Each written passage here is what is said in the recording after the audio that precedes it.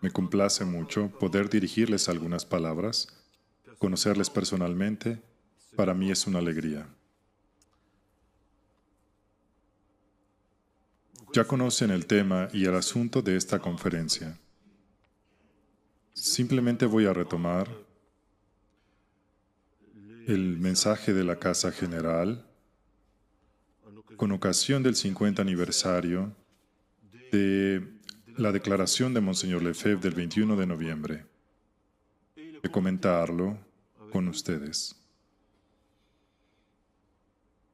Veremos cómo en esta declaración está contenida toda la historia de la fraternidad.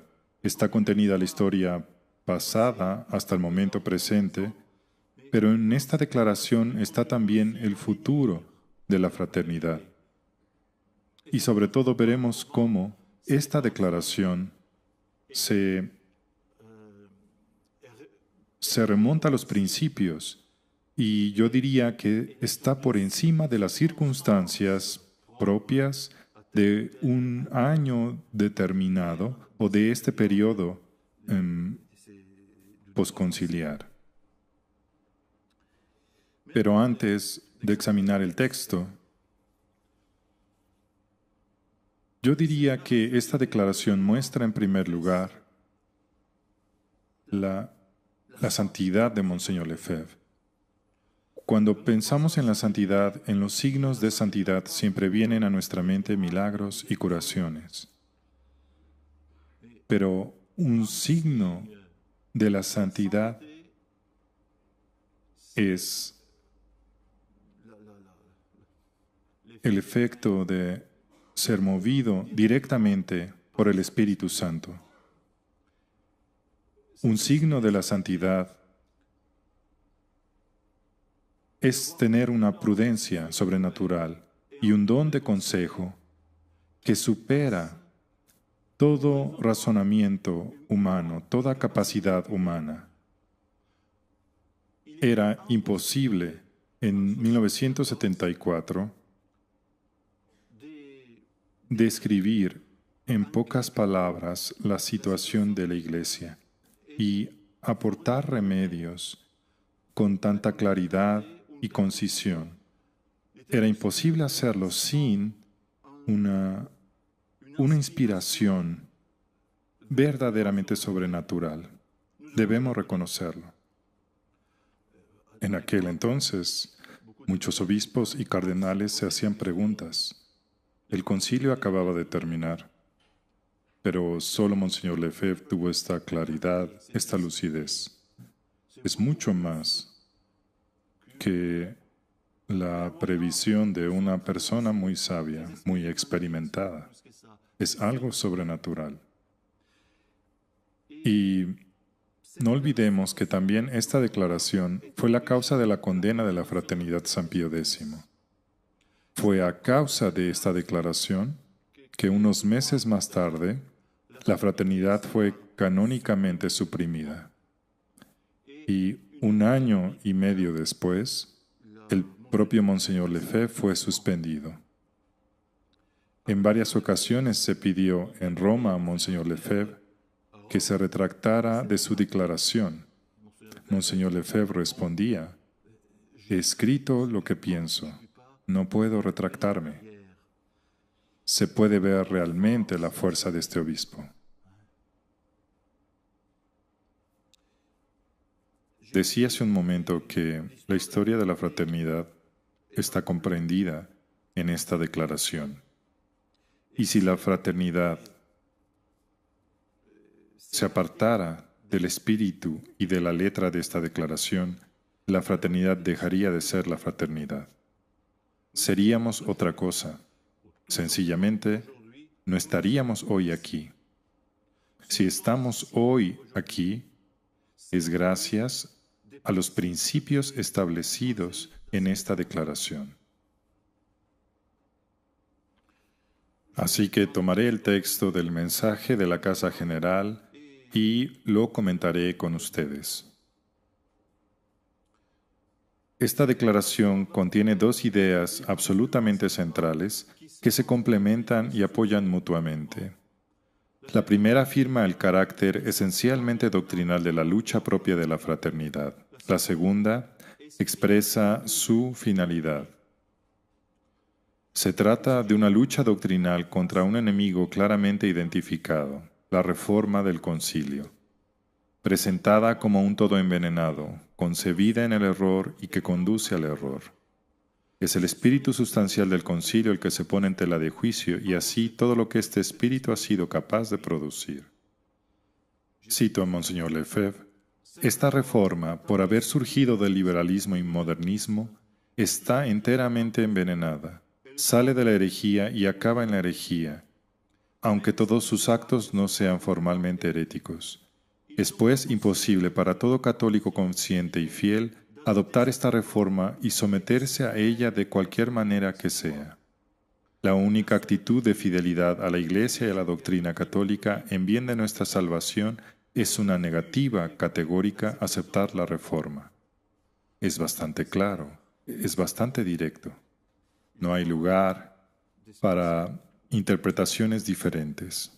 Este es el lenguaje de Monseñor Lefebvre. Es este lenguaje el que nos ilumina. Y yo diría que es este lenguaje el que hoy, 50 años después, nos ilumina aún más. ¿Por qué? Porque hay otros prelados u otras instituciones o personalidades que se plantean cuestiones sobre el concilio, sobre aspectos del concilio o en todo caso sobre ciertos aspectos de la vida de la Iglesia hoy. La reforma litúrgica es un ejemplo fácil de comprender. La nueva misa no agrada a cierto número de personas, incluso fuera de la fraternidad. Últimamente, en particular, ha habido fuertes reacciones a ciertas iniciativas del Papa Francisco en círculos ajenos a la fraternidad San Pío X. Por ejemplo, la cuestión del ecumenismo tiene objeciones que provienen fuera de la fraternidad. Pero, ¿cuáles son los límites generales de estas reacciones? Se centran en un punto concreto, por ejemplo, la reforma litúrgica, y pretenden resolver estos problemas como tales, sin ir más allá, sin ir a la raíz, sin ir a los principios que constituyen la base no sólo de la reforma litúrgica, sino de todas las reformas que han cambiado todos los diferentes aspectos de la vida de la Iglesia. Hoy, la Iglesia se ha reformado, ha cambiado progresivamente desde el concilio en todos los diferentes aspectos de su vida. La idea de la Iglesia ya no es la misma. La idea del magisterio, la concepción del magisterio no es la misma, como veremos. La vida espiritual ya no se concibe de la misma manera. Los matrimonios, la familia, los problemas de la homosexualidad, etc. Ahora bien, ¿por qué se han visto afectados todos los aspectos de la vida de la Iglesia? Porque el concilio está envenenado en los mismos principios en los que se basa. En este sentido, todo lo que produce está envenenado. Y es en este sentido que rechazamos el concilio como tal. Por supuesto, esto no significa que solo hay errores en el concilio. El concilio cita a veces a los padres de la Iglesia. Una cita de los padres de la Iglesia, en principio, no puede ser un error. Pero cuidado, es propio del error estar siempre cerca de la verdad. El error es una privación de la verdad. Pues bien, esta claridad es la claridad propia de Monseñor Lefebvre. Fue Monseñor Lefebvre quien nos transmitió este principio. Porque si reducimos el único problema al problema litúrgico poniendo el mismo ejemplo y tratamos de resolverlo únicamente con una discusión litúrgica histórica sobre la misa, sin ir a la raíz del problema, no llegamos a ninguna parte. Permítanme volver al texto. La historia de los últimos 50 años no ha hecho más que confirmar la pertinencia de este análisis, puesto que la Reforma está corrompida en sí misma y en sus principios. Parece imposible restaurar nada en la Iglesia sin cuestionar antes los principios mismos del Concilio y rechazar todos los errores que contiene. Todos los que se han esforzado por preservar a la vez tradición y reforma, por casarlas o enriquecerlas mutuamente, han fracasado inevitablemente. Yo diría que el Papa Benedicto XVI es el objetivo aquí. El pontificado de Benedicto XVI representa un periodo particularmente significativo en la historia del posconcilio, porque es el único papa que sintió la necesidad de demostrar que entre el periodo preconciliar y posconciliar, si se prefiere para simplificar, entre la misa antigua y la misa nueva, hay una continuidad, no una ruptura. Hay una evolución, pero en continuidad. Es la famosa hermenéutica de la continuidad. Esta es la idea principal del pontificado de Benedicto XVI. Fue en este espíritu que Papa Benedicto XVI emitió su motu proprio en 2007 para dar mayor libertad a la celebración de la misa tridentina, conocida como el rito extraordinario. ¿Cuál era la idea? Poner las dos misas en nivel de igualdad. Las dos misas tendrían derecho a existir, a coexistir en la Iglesia. Y así se enriquecerían mutuamente, pero al mismo tiempo demostrarían que expresan la misma fe, la misma concepción de la Iglesia, la misma concepción del sacerdocio. Bien. Ahora bien, en retrospectiva, ¿fue esto útil? A ver. Dejemos de lado la oportunidad que han recibido muchos sacerdotes de redescubrir la misa tridentina, que en sí mismo es algo positivo, muy positivo, y que en un cierto número de casos les ha permitido cuestionarse a sí mismos. Un sacerdote que descubre la misa tridentina, un sacerdote que la celebra con fe, que entra, por decirlo así, en este rito de la Iglesia, tarde o temprano, fácilmente se cuestiona lo que le han enseñado. Comprende que la idea del sacerdocio, por ejemplo, que le han enseñado, no corresponde a esta misa. La idea de la santificación de las almas,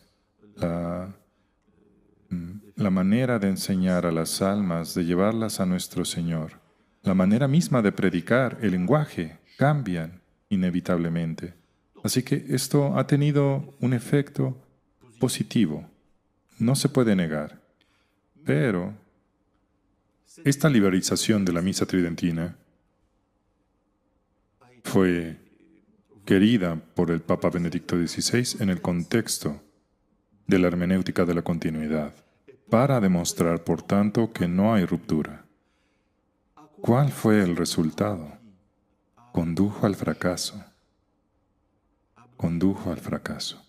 La parábola, iniciada por el motu proprio del Papa Benedicto XVI en 2007, desencadenó una contradicción, una guerra, si se quiere, entre las dos misas, que en lugar de demostrar su continuidad, su compatibilidad y equivalencia, condujo al motu proprio Traditiones Custodes del Papa Francisco en 2021, que prohibió de hecho la misa tridentina. Hay excepciones, pero en la práctica la idea es bastante clara. Todavía se tolera el uso de la misa antigua en ciertos casos, pero para el futuro no quieren que siga extendiéndose su uso en la Iglesia. Eso está bastante claro. Así ya ven en retrospectiva, esta experiencia del Papa Benedicto XVI, como yo la llamo, no ha hecho más que confirmar que entre las dos misas y por tanto entre las dos concepciones de la Iglesia que ellas expresan, hay una dicotomía, hay incompatibilidad.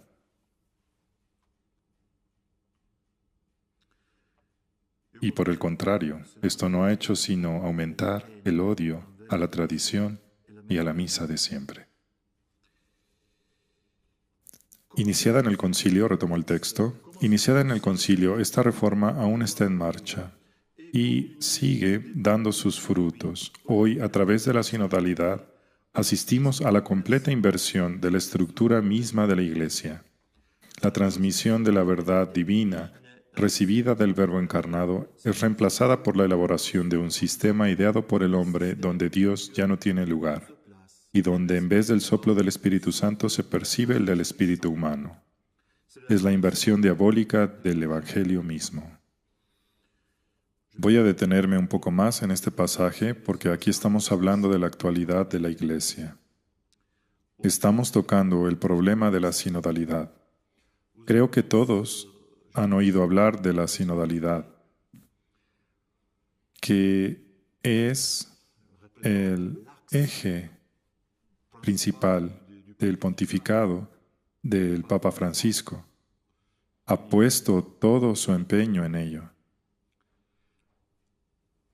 Pero es un error difícil de captar, difícil de entender, porque no es un error de contenido, es más bien un error de método. Me explico. Si yo digo que, no sé, la redención de nuestro Señor no basta para salvar al mundo, por ejemplo.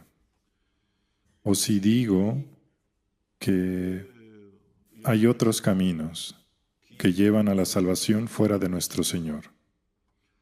Son herejías clásicas, por decir así, y por tanto contenidos falsos en sí mismos, claramente falsos. Y hay un instinto en nuestra fe que nos hace encontrar esto aberrante y lo rechazamos, claro. Pero si hablamos de sinodalidad, es algo moderno, pero nos interesa hasta cierto punto. ¿Por qué? Bueno, no comprendemos inmediatamente el alcance de este método. Es un método cuyo objetivo es cambiar la estructura misma de la Iglesia. Más precisamente, cambiar la transmisión de la verdad en la Iglesia, la enseñanza en la Iglesia. Cambia definitivamente el magisterio en la Iglesia. Entonces, ¿de qué se trata?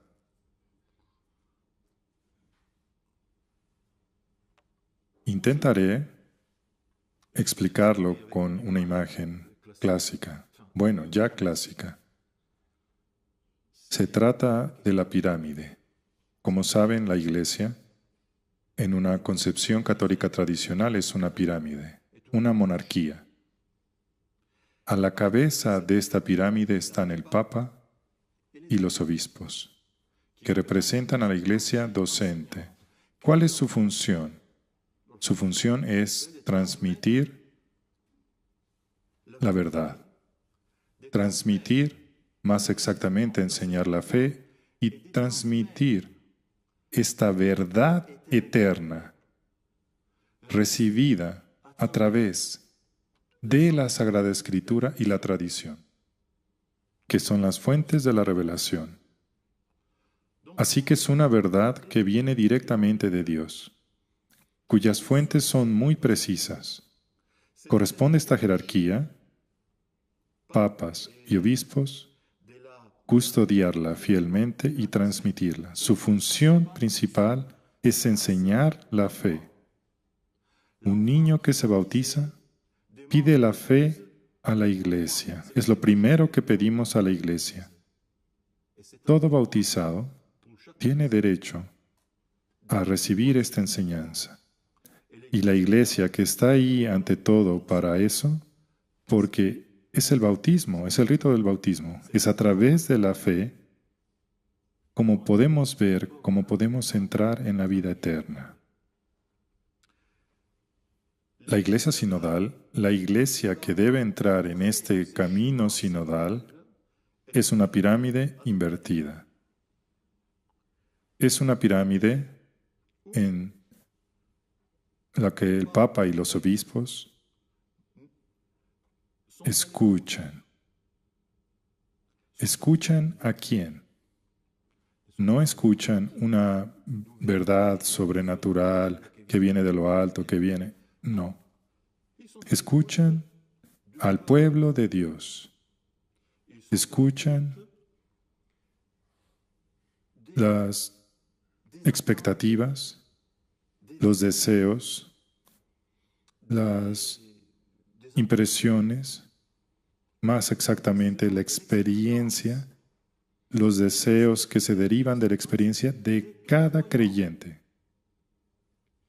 Así que es la base, el pueblo de Dios, para decirlo fácil, quien sugiere a la jerarquía lo que hay que tener en cuenta, en qué dirección debe ir la Iglesia. Y luego, por supuesto, la jerarquía hace su discernimiento. Estoy simplificando un poco. Pero, ¿de qué manera se consultó a la masa, para decirlo sencillamente, al pueblo de Dios? El proceso sinodal comenzó así. Se consultó a todas las parroquias del mundo, se consultó a los fieles, luego se hicieron síntesis iniciales a nivel diocesano, a nivel de las conferencias episcopales, a nivel continental, y luego síntesis universales, síntesis romanas. Pero todo comenzó muy democráticamente, con consultas generales. Pero ¿en qué calidad el pueblo de Dios, la masa, los fieles, si se quiere, pueden sugerir a la jerarquía en qué dirección debe ir la Iglesia? ¿Cómo pueden aportar nuevas ideas a la Iglesia, a la jerarquía de la Iglesia, ellos que, en principio, deben ser guiados, deben ser enseñados? Sí, es la pirámide invertida. Esto se atribuye al sensus fidei. ¿Qué es el sensus fidei? El sensus fidei es el instinto que todo cristiano tiene ante un error, por ejemplo, o ante algo que es verdad. Si nos dicen, por ejemplo, que la Santísima Virgen es la mediadora de todas las gracias, pues nuestro sensus fidei va en esa dirección. aunque todavía no sea un dogma definido solemnemente, pero para nosotros es normal, es la fe que nos empuja en esa dirección, es el sensus fidei, ¿entienden? Es una especie de instinto. O, por el contrario, ante un error, tenemos la reacción opuesta. Ahora, todo lo que puede pasar, perdón por la expresión, por la cabeza de cualquiera, se atribuye al Espíritu Santo. Y así la jerarquía debe escuchar y luego hará su discernimiento. Y de esta manera se puede ver cómo el magisterio de la Iglesia encuentra una nueva fuente. Pero luego, en concreto, esta masa de fieles, consultados, que viven en el mundo, que en principio deben ser protegidos por los pastores del propio mundo en el que viven, ¿qué es lo que van a filtrar? Filtrarán, de un modo u otro, todo lo que el mundo quiera. Por tanto, ¿de dónde viene, por ejemplo? Hablo de esto porque es un tema de actualidad y ya conocen bien todo lo que esto ha desencadenado dentro de la Iglesia. ¿De dónde viene, por ejemplo, esta nueva necesidad de bendecir a las parejas homosexuales? ¿Cómo es posible que durante 2000 años no se haya pensado en ello? Y de repente es necesario y hay que hacerlo. Es lógico, es lógico. El mundo cambia. Las personas que viven en el mundo sienten nuevas necesidades que corresponden a los nuevos problemas que el mundo experimenta. Y por eso piden a la Iglesia, sugieren a la Iglesia si se quiere, en qué dirección debe ir. Este es quizá el ejemplo más conocido, pero hay muchos otros. Entonces, ¿por qué es diabólico? Es diabólico porque se atribuye al Espíritu Santo lo que en realidad proviene del mundo. Y eso es inaceptable. Espero que realmente entiendan la gravedad de esto.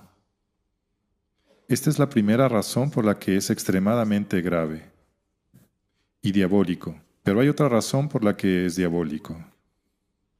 Es que esta masa que vive en el mundo, que hoy siente la necesidad, por ejemplo, de bendecir a las parejas homosexuales, a medida que la vida en el mundo evoluciona, porque cada día, cada año, las personas se ven inmersas en nuevas situaciones, nuevos conflictos y nuevas dificultades, pues bien, esta evolución de la vida de cada persona, de la vida del mundo, proporcionará continuamente nuevas ideas.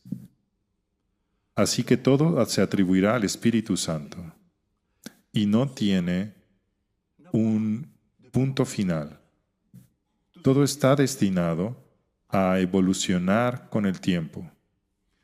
La Iglesia sinodal, en otras palabras, emprende un camino que no tiene fin, que es coextensivo con la evolución del mundo. Pero estamos en las antípodas de una Iglesia que enseña la verdad eterna, que es depositaria de la verdad eterna y que no cambia. Es todo lo contrario.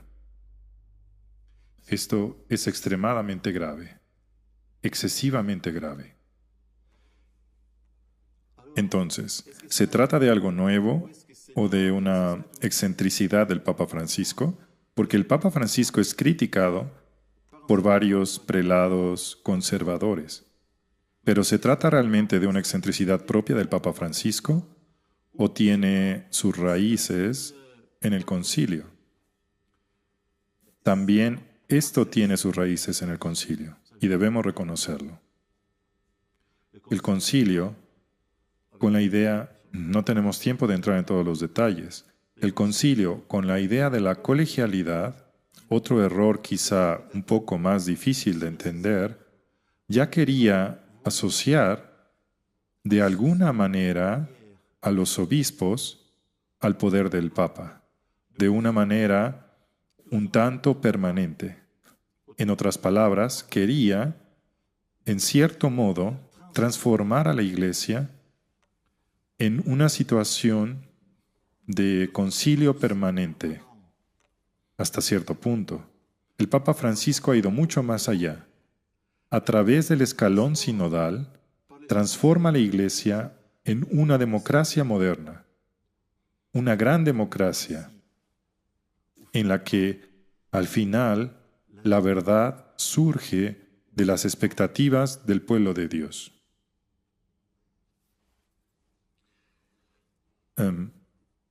Para darles algunos ejemplos más concretos, ¿qué significa esto en la práctica? Permítanme darles un ejemplo concreto. Mencionaré algunos de los pecados de los nuevos pecados capitales. Es preciso comprenderlo bien. Si la Iglesia se une a este sistema, todo cambia. Por tanto, también los pecados de los que la Iglesia debe acusarse, en todo caso por los que debe pedir perdón, son nuevos pecados, son pecados en sintonía con lo que el mundo sugiere. ¿Cuáles son estos pecados? Déjenme darles ejemplos. Como saben, la última sesión del sínodo comenzó con ellos. Se comenzó pidiendo perdón. Pecado contra la mujer. Pecar contra la mujer. ¿Qué es lo que este pecado, qué significa eso? ¿Existe el pecado contra Dios, por supuesto? ¿O contra nuestro prójimo? Un pecado hiere la caridad. Ya sea contra Dios o contra nuestro prójimo. Siempre es contra Dios, por supuesto, directa o indirectamente, o contra nuestro prójimo. Pero ¿por qué el pecado contra la mujer? La Iglesia nunca se ha expresado así. Un pecado es un pecado. Si ofendes a una mujer o a un hombre, es el mismo pecado. Puede que sea menos delicado hacérselo a una mujer, pero es el mismo pecado. Pero, cuidado, hoy en día vemos cómo se atribuye toda una serie de delitos reales contra la mujer, se le atribuyen al patriarcado. Se le atribuyen a una concepción tradicional de la cual es responsable la Iglesia Católica, una concepción según la cual es el hombre quien domina y aplasta a la mujer. Y por eso la Iglesia debe reconocer esta gravedad específica del pecado contra la mujer. De alguna manera, se ataca lo que se llama el patriarcado tradicional. Es completamente ideológico, completamente falso. El patriarcado, el verdadero patriarcado tradicional, protege a la mujer. Es increíble. ¿Se dan cuenta? La Iglesia, los hombres de Iglesia, asimilando este lenguaje, que es puramente político, políticamente correcto. El pecado contra la creación, el pecado contra la naturaleza, contra la tierra en una palabra. ¿Por qué? No se peca contra la tierra, se peca contra Dios o contra el prójimo. No se peca contra los árboles, no se peca contra la mar, no se peca contra los peces, no se peca contra los elefantes. Porque sobre todo, en los primeros años del pontificado del Papa Francisco, el Papa hizo mucho hincapié en la ecología. Pero una ecología, bueno, una reflexión sobre la ecología que intenta crear una especie de moral ecológica. ¿Por qué? Porque es una moral que de alguna manera puede dirigirse a todos. Es una moral laica. ¿Por qué? Finalmente, ¿qué tenemos en común cristianos y no cristianos, creyentes y no creyentes? Compartimos este hogar común, la tierra. Y por eso se propone a la humanidad una nueva moral basada en el respeto a la tierra, el respeto a la creación, el respeto a la tierra. Como pueden ver, la cuestión de la Pachamama tiene profundas implicaciones teológicas. Hay una idea profunda y clara detrás. Por ejemplo, el deber de respetar y no contaminar el mar. Es un deber que afecta a todos, sin importar si crees o no en él. Podemos ver este tipo de moral predicada por la Iglesia.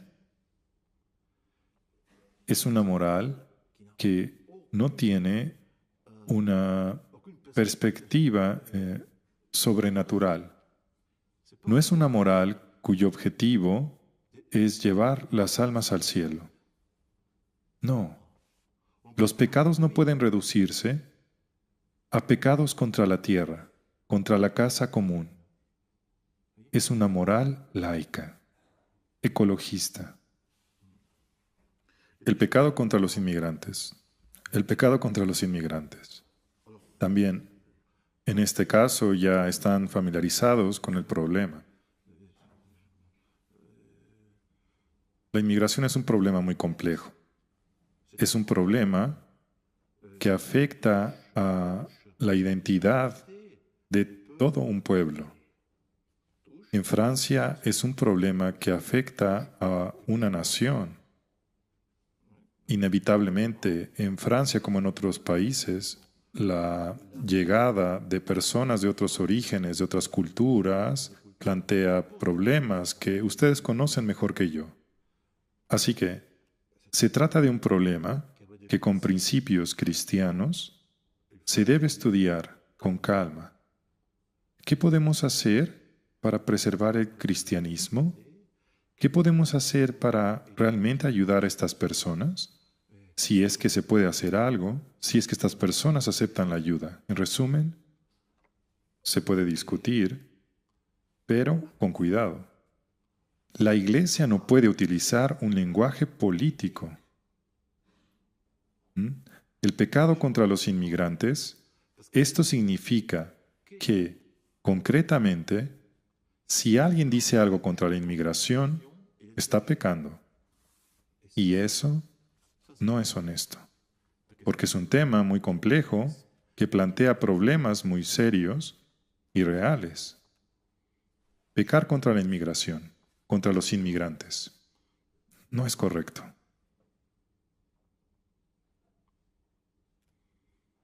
Cuando no se dice ni una palabra, no se hace ningún esfuerzo para intentar convertir esas almas. Es increíble.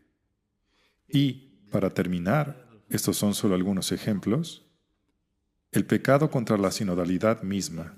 Se trata de un nuevo pecado capital. Se da un nuevo principio. Toda la Iglesia debe aceptar este nuevo camino. Y si no lo aceptas, pecas. Es un pecado capital. Concretamente, ¿qué significa pecar contra la sinodalidad? En una palabra, es el pecado contra la escucha. Es decir, negarse a escuchar, negarse a comprender. ¿Entienden?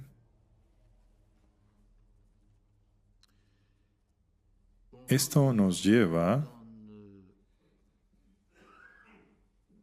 como decía, a un magisterio, a una concepción del magisterio que es muy dinámica y que de un modo u otro está dispuesta a justificar todo, a aceptar todo, a enseñar todo.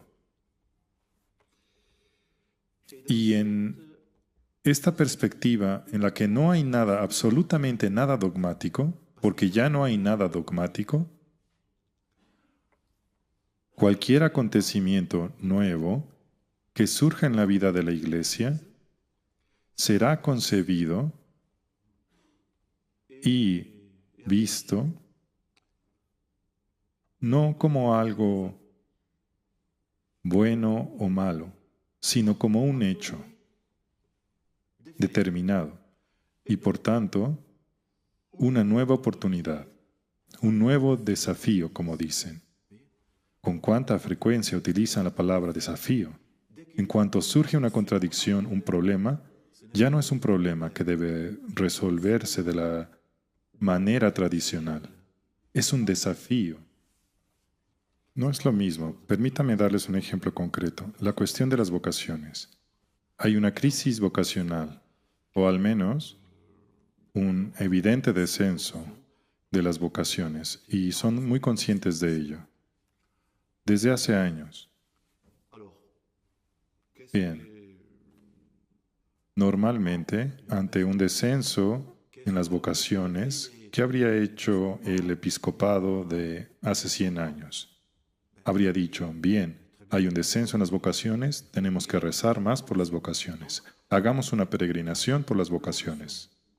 Pidamos a todas las parroquias que promuevan la consagración de los niños a la Santísima Virgen, para preservarlos, para que estén listos para responder al llamado de Dios. Pidamos a todos los párrocos que prediquen sobre la belleza de la vocación religiosa y sacerdotal. Esforcémonos por tener buenos seminarios. Enviemos a los seminaristas a las parroquias. Esa sería la reacción normal de un clero católico ante el problema de las vocaciones, del reclutamiento de vocaciones. Hoy, eso no es lo que ocurre en absoluto. Si hay un descenso en las vocaciones, si ya no hay más sacerdotes, es un signo de los tiempos. Es un nuevo desafío. Significa que la Iglesia debe reconsiderar, repensar cómo debe transformarse, cómo debe evolucionar en esta situación que en cualquier caso es providencial. Entonces, si no hay más sacerdotes, no debemos empeñarnos en buscar nuevas vocaciones. No, tenemos que concebir una iglesia en la que los domingos se pueda celebrar un servicio protestante, bueno, como lo hacen los protestantes, un servicio en el que una dama piadosa de la comunión y lea la Biblia, lea el Evangelio, en el que haya un ministro extraordinario que, por supuesto, esté preparado según el concilio, que diga unas palabras, que exhorte. ¿Qué es lo que se pretende? Es un desafío. Y sobre todo, bueno, tarde o temprano, habrá que pensar en ordenar mujeres. ¿Y por qué no diaconisas? Después de todo, hubo diaconisas en el pasado, al principio de la historia de la Iglesia, aunque eso era otra cosa, pero ¿por qué no diaconisas? Ya no hay nada dogmático. Y si eso no sucede hoy, no importa. Podrá suceder dentro de 10 años, 15 años, cuando las situaciones y las mentes estén suficientemente maduras. ¿Por qué? Porque esta nueva concepción del magisterio, entre comillas, es extremadamente dinámica. Y todo eso, repito, es diabólico. En términos humanos, no hay solución. Vuelvo al texto. Ante esta demolición de la Iglesia claramente denunciada, Monseñor Lefebvre nos anima a continuar el combate doctrinal, es decir, a militar santamente por el reino de nuestro Señor Jesucristo, camino, verdad y vida. Hoy como ayer, nuestra misión no es otra que la de la restauración de todas las cosas en Cristo. Restaurarlo todo, empezando por el sacerdocio en toda su pureza doctrinal, etc. Restaurar en la Iglesia y en la sociedad civil el reconocimiento de los derechos de Cristo, Rey de las Naciones. Esta es la gran idea que resume todo lo que nos legó Monseñor Lefebvre, Cristo Rey. ¿Cuántas veces habló sobre esto? Y en su sabiduría sobrenatural, podemos ver claramente cómo comprendió que todos los errores modernos tienen su origen en esta idea, en esta idolatría del hombre, en este antropocentrismo. El concilio no es otra cosa que una reinterpretación de todo el contenido de la fe, poniendo al hombre en el centro, en el lugar de Dios. Así también el antídoto es Cristo Rey. En otras palabras, predicar a Cristo en el centro, con todos sus derechos. La segunda idea que predomina en la Declaración del 74 es la voluntad clara y firme de actuar con el único objetivo de servir a la Iglesia Católica Romana. Este es un punto muy importante. Así pues, hemos visto cuál es la batalla doctrinal de la fraternidad. ¿Ante qué enemigo luchar? El modernismo actual. Pero aquí vemos en qué espíritu hacerlo. Eso es muy importante.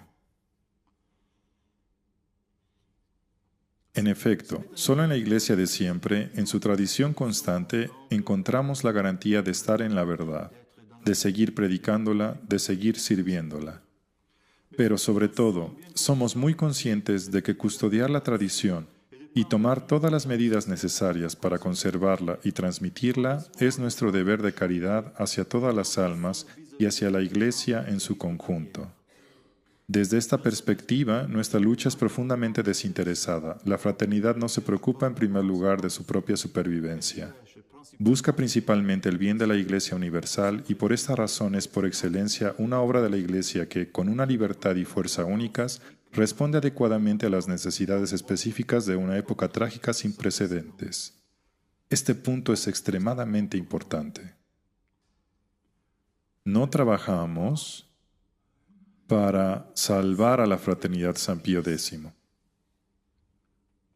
No trabajamos porque queremos que la fraternidad San Pío X triunfe. Trabajamos en la fraternidad San Pío X porque la fraternidad San Pío X es el medio para permanecer fieles a la Iglesia, de siempre. Esta es nuestra perspectiva y este punto es extremadamente importante. Esto, diría yo, es lo que nos diferencia de las llamadas comunidades Ecclesia Dei. No voy a adentrarme en las disposiciones individuales de tal o cual fiel o de tal o cual sacerdote. No es eso lo que nos interesa. El punto es comprender que en los institutos Ecclesia Dei, en las comunidades Ecclesia Dei, por fuerza de las circunstancias, la misa tridentina, por ejemplo, es un privilegio que se concede a tal o cual congregación según su propio derecho. Esto significa, para mí, en mi congregación, queremos la misa tridentina. Pues muy bien. Bien, pueden tenerla con ciertas condiciones y la condición más obvia, la condición más explícita es que acepten el concilio. Si es necesario, pueden plantear objeciones constructivas, lo que sea que eso signifique, y sea donde sea que eso conduzca, pero si quieren beneficiarse de este privilegio, no es un derecho en sentido estricto, hay condiciones que se deben respetar. Este es el callejón sin salida al que se llega inevitablemente si se considera que la misa tridentina es un privilegio para algunos. Para nosotros la misa tridentina no es un privilegio, es un derecho de todo católico sin distinción. Todo católico sin distinción tiene derecho a la fe, tiene derecho a que se le enseñe la fe, tiene derecho a los sacramentos, tiene derecho a los medios necesarios para la salvación. Es un derecho de todos los católicos sin distinción. Y desde esa perspectiva, la fraternidad San Pío X libra su batalla. Y en este sentido, nuestra posición, a pesar de nuestro estatuto canónico, que es consecuencia de nuestra fidelidad, nuestra posición es verdaderamente eclesial, en el sentido de que apunta al bien de la Iglesia Universal. ¿Qué necesita hoy la Iglesia Universal? La Iglesia Universal necesita a alguien que guarde la misa, la tradición, en su integridad, y que la ofrezca a las almas y les recuerde, con todos nuestros defectos y limitaciones, que recuerde a la Iglesia Universal que solo hay una fe, solo hay una misa, porque solo hay una verdad, solo hay una iglesia, solo hay un camino de salvación. Eso es la fe. Eso es lo que nos legó Monseñor Lefebvre. A eso debemos volver constantemente. Por eso estamos aquí. Repito, sin estos principios establecidos hace 50 años no estaríamos aquí. No estaríamos aquí.